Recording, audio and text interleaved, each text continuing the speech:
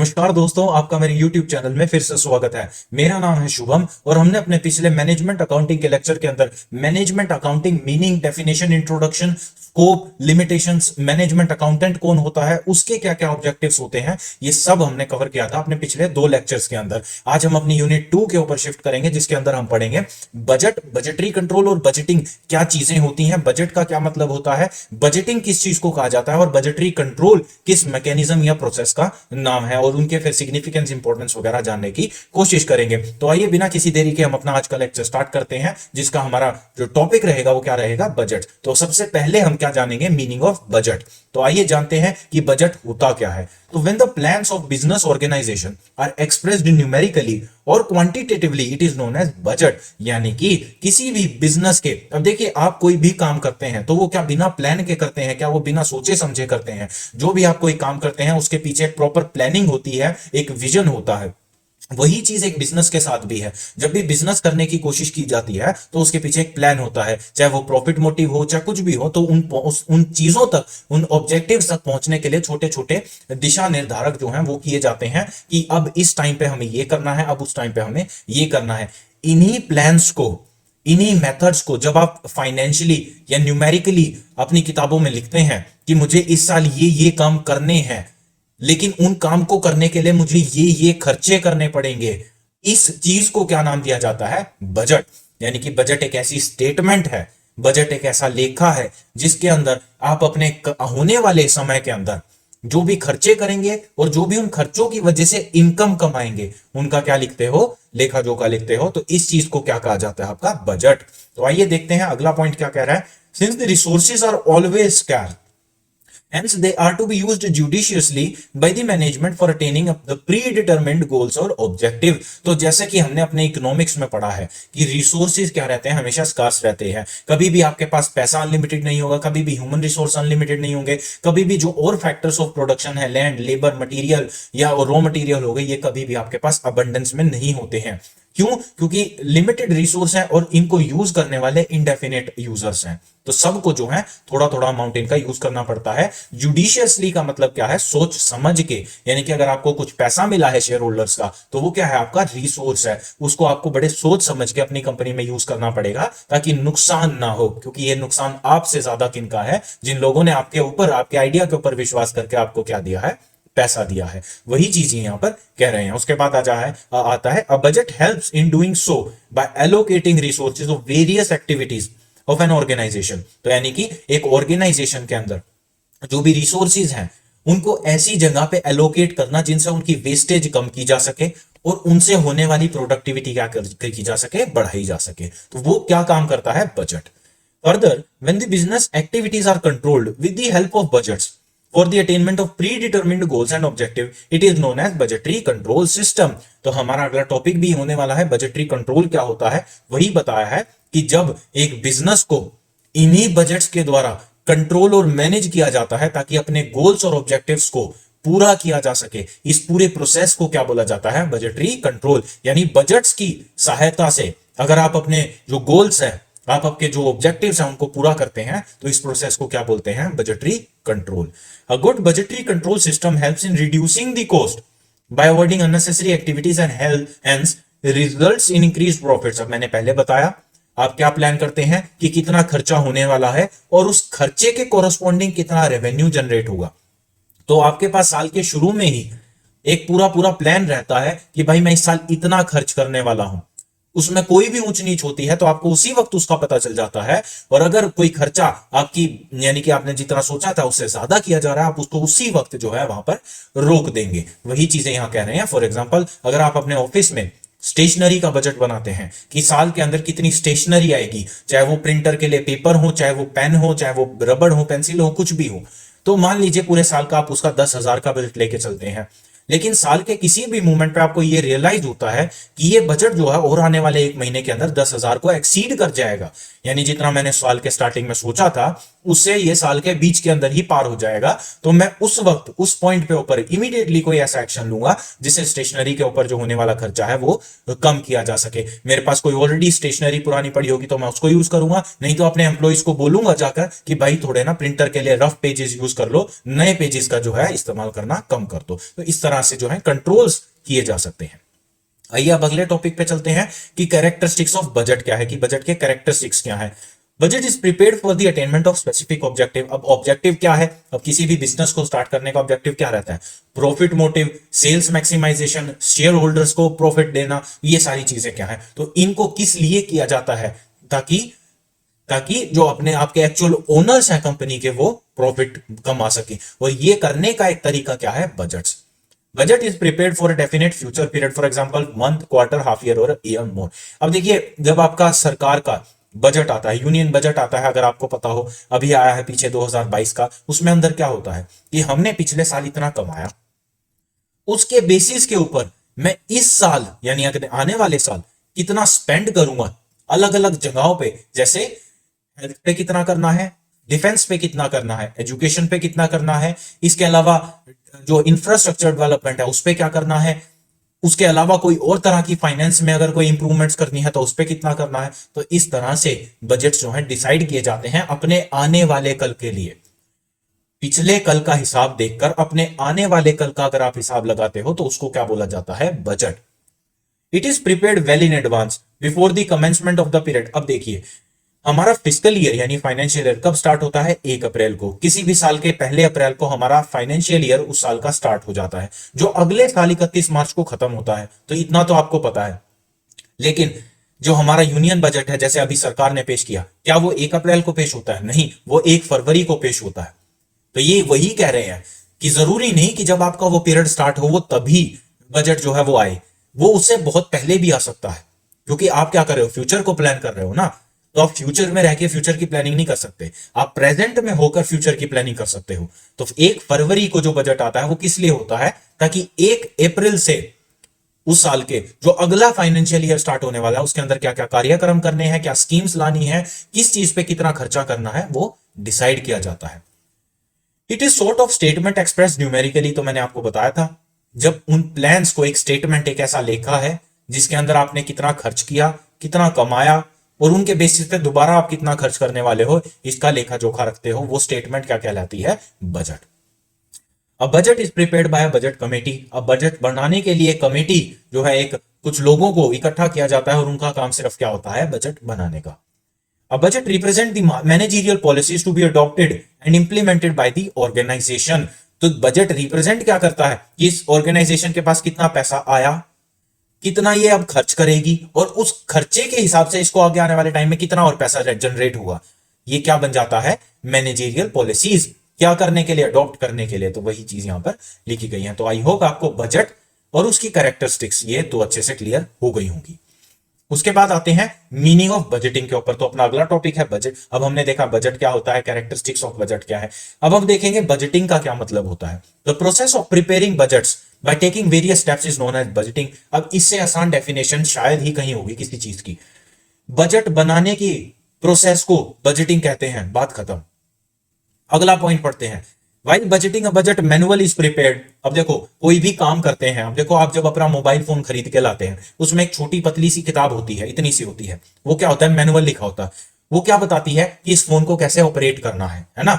वैसे ही budget manual बनाई जाती है, वो किताब क्या बताती है कि बजट को किस तरह बनाना है, उसको किस तरह समझना है और उसके हिसाब से किस तरह मैनेजरियल पॉलिसीज बनानी है। ये सब कहां बताया जाता है, बजटरी मैनुअल के अंदर। उसके बाद a budget controller is appointed for the purpose. अब हमने पढ़ा था ना, बजटरी कमेटी बनाई जाती है जो बजट बनाती है, उसका हेड कौन होता है, बजटरी कंट्रोलर। उसके बाद बजट कमेटी बनाई जाती है। Sometimes outside experts are also appointed as members of budget committee if needed. तो कह रहे हैं बाहर से भी कुछ लोगों को बुलाया जा सकता है, जैसे चार्टर्ड अकाउंटेंट्स हो गए, सीएफओज हो गए, कुछ भी होते हैं जो प्रोफेशनल लोग होते हैं, उनको बुला लिया जाता है कि भाई आइए हमारी थोड़ी मदद कीजिए बजट को फ्रेम करने में। The budget period, procedure and key factor are also considered while budgeting। तो ये जो है बजट पीरियड मैंने आपको बता दिया, 1 महीने का भी हो सकता है, आधे साल का भी, पूरे साल का भी, ऐसे कुछ कुछ पीरियड जो है डिसाइड किए जाते हैं। ये ऑर्गेनाइजेशन टू ऑर्गेनाइजेशन डिफरेंट होते हैं। तो ये चीजें यहां पर बताई गई हैं। तो आई होप आपको मीनिंग ऑफ बजटिंग भी अब क्लियर हो गया होगा। इसके बाद आते हैं मीनिंग ऑफ बजटरी कंट्रोल। अब बजटरी कंट्रोल क्या होता है? देखो, हमने देख लिया बजट क्या होते हैं। एक स्टेटमेंट होता है जिसके अंदर क्या होता है, हमारे खर्चे लिखे होते हैं कि हमने इस साल कितने कितने खर्च करने हैं, उनके बेसिस पे कितने कितने पैसे हमको रेवेन्यू में मिलेंगे, और फिर से वही रेवेन्यू दोबारा हमको किस किस हिसाब से एलोकेट या उनको खर्च करना है ताकि हमको फिर से रेवेन्यू जनरेट होकर दे सके। बजटिंग क्या होता है? बजट बनाने के प्रोसेस को बोलते हैं बजटिंग। बजटरी कंट्रोल क्या होता है? बजट्स के माध्यम से जब मैनेजमेंट अपनी पॉलिसीज लेती है या ऑर्गेनाइजेशन को कंट्रोल करती है या अपने ऑब्जेक्टिव्स को पूरा करती है, किसके माध्यम से? बजट्स के माध्यम से। उसको क्या बोला जाता है? Budgetary control. When the business activities are controlled by the management with the help of budgets, तो धीरे धीरे पढ़िए, मेरे साथ साथ पढ़िए।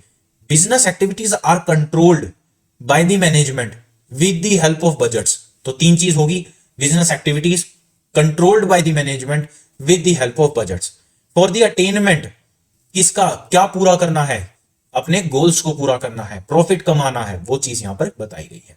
इस प्रोसेस को क्या बोला जाता है? Budgetary control. तो आई होप आपको ये चीजें समझ में आ रही हैं। कोई डाउट आता है तो प्लीज कमेंट सेक्शन में मेरे से पूछ लीजिएगा। First, the budgets are prepared and implemented by the management. तो पहले बजट्स बनाए जाते हैं, वो मैनेजमेंट के द्वारा अपनी ऑर्गेनाइजेशन में लागू किए जाते हैं। फिर एक्चुअल परफॉर्मेंस साल के एंड में, बजट साल से पहले बनता है, बता दिया मैंने आपको। 1 अप्रैल 2022 से 31 मार्च 2023 ये साल होगा।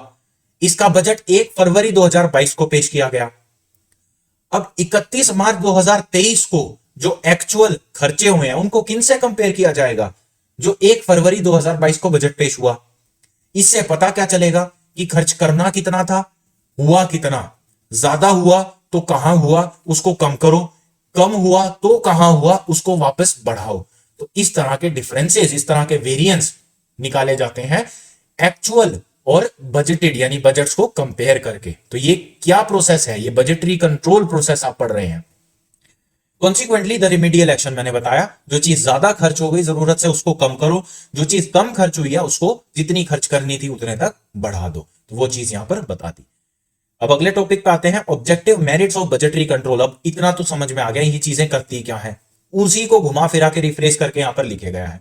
आइए पढ़ते हैं। Effective planning and fixation of objective. Objectives को फिक्स करना, क्योंकि बजट साल से पहले बना यानी कि एक पीरियड बजटरी पीरियड से पहले बनाया जाता है, तो ऑब्वियस सी बात है कि जो ऑब्जेक्टिव्स है साल के वो भी बजट में ही डिसाइड किए जाएंगे।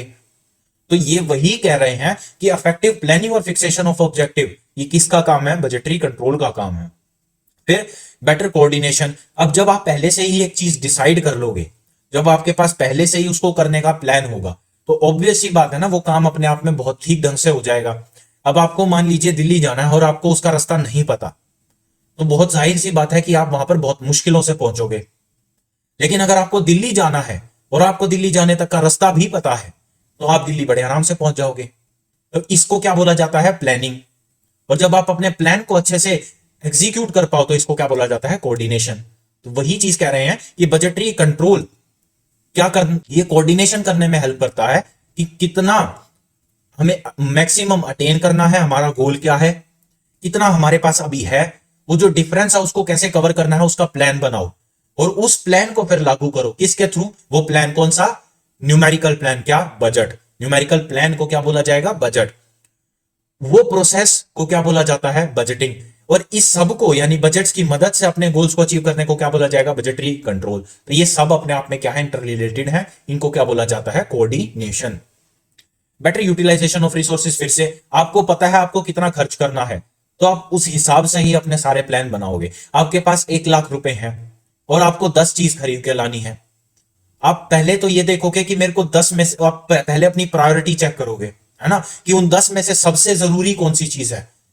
फिर ये देखोगे उस सबसे जरूरी चीज का सबसे बेस्ट पॉसिबल प्राइस कहां मिल सकता है, उसके अंदर नेगोशिएशन करने की कोशिश करोगे, क्योंकि आपको क्या करना है? अल्टीमेटली कॉस्ट को रिड्यूस करना है, प्रॉफिट को मैक्सिमाइज करना है, और ये काम करने के लिए आप नेगोशिएशंस करोगे। फिर दूसरी चीज पे आओगे। ऐसे धीरे धीरे करके आप अपनी 10 चीज, कोई 20,000 की खरीदोगे, कोई 15 की खरीदोगे, कोई 10 की, कोई 5 की, ऐसे ऐसे करके आप जो आपको 1 लाख रुपए मिले हैं, आपको रिसोर्स मिला है, उसको आप प्रॉपर यूटिलाइज करोगे, ताकि आप अपने रिजल्ट्स को, ताकि आप अपने जो रिसोर्सेज आपने इकट्ठा करे हैं उनसे बेस्ट प्रोडक्टिविटी निकाल के उनको एफिशिएंटली यूज करके क्या कर सको, अपने गोल्स को अचीव कर सको।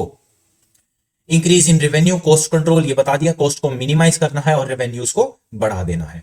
बेटर फाइनेंशियल पोजीशन, अब ऑब्वियस सी बात है, आपके प्रॉफिट्स बढ़ते जा रहे हैं तो आपकी फाइनेंशियल पोजीशन भी तो अच्छी दिखाई देगी ना। आपकी फाइनेंशियल, आपके प्रॉफिट एंड लॉस के अंदर आपका प्रॉफिट साल दर साल बढ़ता दिखाई दे रहा है, तो इसका जाहिर सा मतलब है ना कि आप कॉस्ट को रिड्यूस कर रहे हो, आपकी मैनेजमेंट अच्छा काम कर रही है, आपके जो बजटरी कंट्रोल मेजर्स हैं वो भी अच्छे हैं, ये यही तो दर्शाता है ना। और आपके इन्वेस्टर्स जो हैं उनका भी आपके अंदर इंटरेस्ट जो है वो भी अच्छा है, तो आपकी ओवरऑल कंपनी की गुडविल भी एकदम 100% बढ़िया है। तो वही चीज है better financial position. Fulfilling corporate social responsibility, अब देखो कॉर्पोरेट सोशल रिस्पॉन्सिबिलिटी का जब हमने चैप्टर पढ़ा था उसके अंदर क्या पढ़ा था, उसके अंदर 3 चीजें चाहिए होती हैं। नेट प्रॉफिट 5 करोड़, ठीक है, आपका टर्नओवर 1000 करोड़ और नेटवर्थ 500 करोड़। ये 3 चीजों अगर आप फुलफिल करते हो किसी भी फाइनेंशियल ईयर के अंदर, तो आपको मिनिमम 2% जो है वो सोसाइटी के लिए कुछ ना कुछ प्रोडक्टिव काम करना पड़ेगा। आया ना, ये पढ़ा था एएसएफआर में, सेम 1 में। वही चीज कह रहे हैं, जब आपकी प्रॉफिट्स बढ़ते जाएंगे, फाइनेंशियल पोजीशन अच्छी होगी, तो कहीं ना कहीं आप सोशल रिस्पॉन्सिबिलिटी के लिए भी एलिजिबल हो जाओगे, है ना। 5 करोड़ का प्रॉफिट हो जाएगा, वो उसकी लिमिट है 5 करोड़ की मिनिमम, उससे कितना भी ज्यादा हो। सिमिलरली आपका नेटवर्थ कितना होना चाहिए, 500 करोड़, टर्नओवर कितना होना चाहिए, 1000 करोड़। तो ये तीनों फाइनेंशियल पोजीशन पे ही तो डिपेंड करती है ना चीजें। अगर आपकी फाइनेंशियल पोजीशन अच्छी है तो कहीं ना कहीं आपके ऊपर कॉर्पोरेट सोशल रिस्पॉन्सिबिलिटी की भी जो है रिक्वायरमेंट आ जाती है, एलिजिबिलिटी आ जाती है। वही पॉइंट यहां पर कह रहे हैं। और आप कॉर्पोरेट सोशल रिस्पॉन्सिबिलिटी करोगे, देखो आपकी कंपनी ग्रो कर रही है, हाँ या ना, प्रॉफिट कमा रही है, बहुत बढ़िया बात है। वो प्रॉफिट बढ़ाने से आप सोसाइटी की मदद कर रहे हो, तो इससे ओवरऑल क्या हो रहा है, इकोनॉमी की ग्रोथ हो रही है। वो अपना आखिरी पॉइंट बन जाता है। तो आई होप आपको ये चीज भी अच्छे से समझ में आ गई है। उसके बाद ये ऑब्जेक्टिव फिर से दिए हैं, ये देखो, objective of the organization, preparing budgets, implementation budget, measurement of actual performance, comparison between budgeted and actual performance, measurement of deviation, revision of budgets और जो है revision of objectives। तो ये फिर से ये एक सर्कल दिया गया है आपको किस चीज का, ये जो ऊपर यहाँ पर दिया था ना, meaning of budget, first budgets are prepared, actual performance, deviation, remedial action, तो ये सबको जो है एक समराइज किया गया है इस टेबल के थ्रू। तो ये आप टेबल जो है इसका स्क्रीनशॉट ले लीजिए, नहीं तो ये पीडीएफ जो है आपको मेरे टेलीग्राम ग्रुप में भी आसानी से मिल जाएगी। उसके बाद आते हैं pre requisites of successful budgeting. अब देखिए किसी भी कंपनी में कुछ भी सक्सेसफुली अप्लाई करना है, कुछ भी सक्सेसफुली जो है इंप्लीमेंट करना है, तो उसके कुछ पहले से चीजें जो है वो जरूरी, हमने मैनेजमेंट अकाउंटिंग में भी प्री रिक्विजिट्स पढ़े थे अगर आपको याद हो, है ना।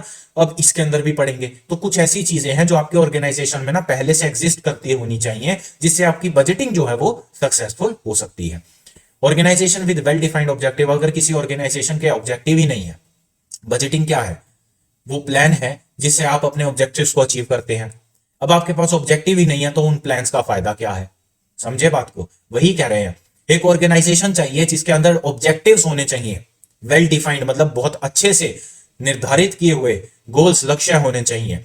स्ट्रक्चर अच्छा होना चाहिए, अप्रोप्रिएट स्ट्रक्चर का मतलब capital structure, debt structure, organizational structure जिसके अंदर एम्प्लॉइज वगैरह आते हैं, ये सारी चीजें अच्छी होनी चाहिए। प्रॉपर क्लासिफिकेशन ऑफ एक्टिविटीज, यानी कि जो आप काम कर रहे हैं उसको प्रॉपरली क्लासिफाई करो। ऐसा मत करो कि कोई काम है वो आप कर भी रहे हो लेकिन वो बुक्स में दिखाई नहीं दे रहा है ना। तो इस तरह से आप अपनी एक्टिविटीज को प्रॉपरली क्लासिफाई करते हो। और ये काम करने में मदद, ये क्लासिफिकेशन करने में कौन मदद करता है, कॉस्ट अकाउंटिंग, है ना। इसके अंदर आप अपनी जो प्राइमरी एक्टिविटीज हैं उनको अलग डिफाइन करते हो, जिनसे आप अपनी जो डायरेक्ट खर्चे होते हैं, प्राइम कॉस्ट जिनको बोलते हैं, वो उनसे डायरेक्टली एलोकेट कर पाते हो। फिर आपकी सबऑर्डिनेट एक्टिविटीज आती हैं, ठीक है, जैसे सेलिंग खर्चा हो गया, एडमिनिस्ट्रेशन का खर्चा हो गया, पैकेजिंग हो गया, ये सारी चीजें क्या आती हैं, सबऑर्डिनेट एक्टिविटीज। तो इनके ऊपर आप इनडायरेक्ट एक्सपेंसेस जो है, ओवरहेड्स वगैरह, उनको एलोकेट करते हो। तो ये स्ट्रक्चर आपका जो है वेल डिफाइंड होना चाहिए, आपकी एक्टिविटीज क्लासिफाई होनी चाहिए अच्छे से।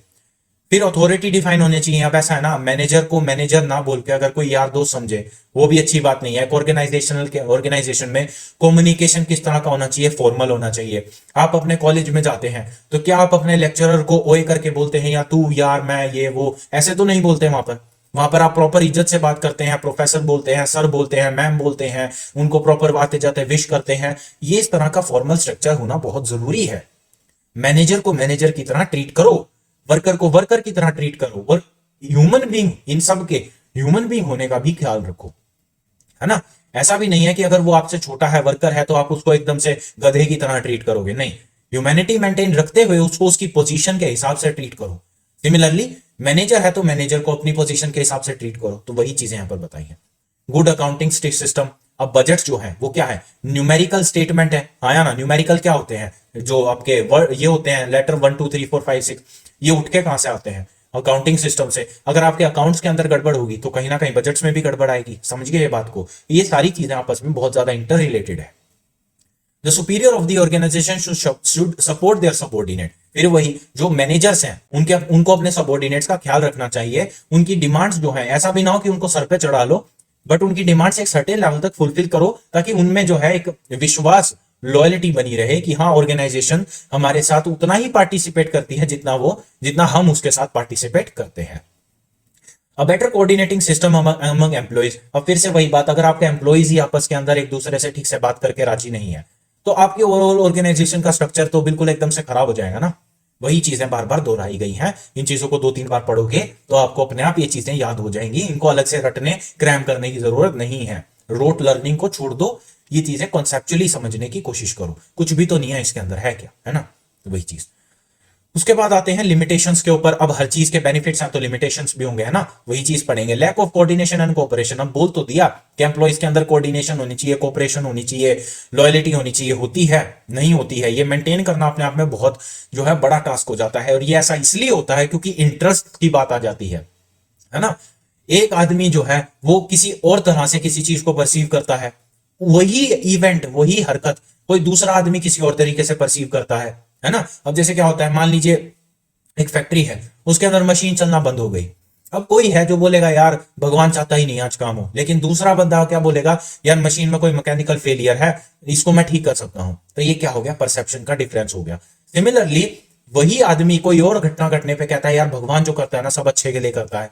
दूसरा आदमी बोलता है नहीं यार भगवान भगवान कुछ नहीं होता, सब कुछ साइंस है। तो वो चीजें हैं। तो इंटरेस्ट और परसेप्शन बहुत बड़ा फैक्टर प्ले करते हैं। और ये चीज हम कहां पढ़ के आते हैं, ह्यूमन रिसोर्स के अंदर पढ़ के आते हैं ना। वहां चीज हमने पढ़ी थी ये चीज कि ह्यूमन और इकोनॉमिक्स में भी पढ़ा था, कंज्यूमर बिहेवियर, है ना। जहां पर ह्यूमंस आ जाते हैं ना, वहां पर साइकोलॉजी पढ़ना बहुत जरूरी हो जाता है। क्योंकि एक ह्यूमन माइंड सबसे मुश्किल चीज है पूरे यूनिवर्स में समझना। तो वही चीज यहाँ स्ट्रेस ऑन दी एम्प्लॉइज। अब इस चीज का स्ट्रेस किस पे पड़ता है, काम किसको अल्टीमेटली करना है ना। बोर्ड ऑफ डायरेक्टर्स को थोड़ी करना है, उनको तो सिर्फ साइन करने होते हैं। काम कौन करता है, एम्प्लॉइज करते हैं। तो उनके ऊपर इस चीज का बर्डन आ जाता है। Proper support of top level management कभी नहीं मिलता, ठीक है। तो वही बात कह रहे हैं कि हमने पहले बेशक इसके अंदर जो है प्री रिक्विजिट में पढ़ा था कि भाई टॉप लेवल मैनेजमेंट्स को अपने सबऑर्डिनेट्स को जो है सपोर्ट करना चाहिए, लेकिन ऐसा असल में नहीं होता है। वो वहां पर जो है बहुत ज्यादा डिस्क्रिमिनेशन करते हैं, बहुत ज्यादा जो है इंफीरियरिटी कॉम्प्लेक्स वगैरह, सुपीरियरिटी वगैरह ये सब दिखाने की कोशिश करते हैं। Improper accounting system. अगर आपका अकाउंटिंग सिस्टम ठीक होता तो क्या बताइए ऑडिट्स की जरूरत पड़ती। ऑडिट की जरूरत ही, सरकार ने ऑडिट मैंडेटरी कर ही इसलिए रखी है क्योंकि उसको पता है कि जहां पर बात पैसे की आती है वहां पर इंसान बिना लालच के नहीं रह सकता। तो इसलिए ऑडिट करवाई जाती है ताकि आपके अकाउंट्स के अंदर गड़बड़ ना हो। लेकिन ये चीज भी असल में नहीं होती, गड़बड़ कहीं ना कहीं जरूर मिल जाती है। इम्प्रॉपर कंट्रोल सिस्टम और बायस्ड एटीट्यूड ऑफ मैनेजमेंट। तो ये सारी चीजें जो है हमने कर ली हैं। तो आई होप आपको आज जो करवाया वो अच्छे से समझ में आ गया होगा। अगली इसी चैप्टर की कुछ चीजें हम अपने आने वाले लेक्चर्स के अंदर कवर करेंगे। आज आप इतना ही रिवाइज करके आइए। क्या पढ़ा, बजट पढ़ा, कैरेक्टरिस्टिक्स ऑफ बजट पढ़ा, बजटिंग पढ़ा, बजटरी कंट्रोल पढ़ा, ऑब्जेक्टिव्स ऑफ बजटरी कंट्रोल पढ़ लिया, pre requisites of budgetary control पढ़ लिया, लिमिटेशंस ऑफ बजटरी सिस्टम पढ़ लिया। ये सारी चीजें हमने कवर कर ली। इन चीजों को मैं आपसे उम्मीद कर रहा हूं कि आप इनको घर बैठ के आराम से 1 2 बार जो है जरूर पढ़ लेंगे। ये पीडीएफ मैं आपको टेलीग्राम चैनल के अंदर अपने प्रोवाइड करवा दूंगा। आप वहां जाइए, डाउनलोड कीजिए। अगर आप इतना कष्ट नहीं करना चाहते तो कृपया करके इनका स्क्रीनशॉट ले लीजिए या इनको लिख लीजिए, कुछ भी कीजिए, जैसे आपको अच्छा लगता है आप वैसे पढ़ाई कीजिए। ये कंटेंट जो है आपके एग्जाम में एज इट इज पूछा जाता है, तो उस हिसाब से इनकी रेलेवेंस जो है वो बहुत जरूरी है। तो मिलते हैं अपने अगले लेक्चर्स के अंदर। इन चीजों को रिवाइज कीजिए। 2 लेक्चर पहले थे, 1 लेक्चर ये है। यूनिट 1 पूरी हो चुकी है, यूनिट 2 भी अगले आने वाले 3 4 लेक्चर्स में पूरी हो जाएगी। कोई मुश्किल सब्जेक्ट नहीं है, बहुत इजी टू अंडरस्टैंड सब्जेक्ट है। आपके एग्जाम पॉइंट ऑफ व्यू के लिए, आपके exam preparation point of view के लिए ही कंटेंट प्रोवाइड किया करवाया जाएगा। कोई डाउट आता है तो कमेंट सेक्शन में पूछ लीजिएगा। वहां भी नहीं पूछना तो नीचे गूगल का फीडबैक फॉर्म है, वहां पर आप पूछ सकते हैं। तो कनेक्ट करने के तो बहुत तरीके हैं, आप डाउट पूछने वाले बनिए। तो मैं वहां पर हूंगा अवेलेबल 24/7 ये डाउट रिजॉल्व करने के लिए। आशा करता हूं आप इनको पढ़ेंगे, डाउट आएगा तो पूछेंगे, फीडबैक देना होगा तो वो भी देंगे। तो तब तक आप ख्याल रखिए, अगले लेक्चर्स में मिलते हैं, तब तक के लिए धन्यवाद।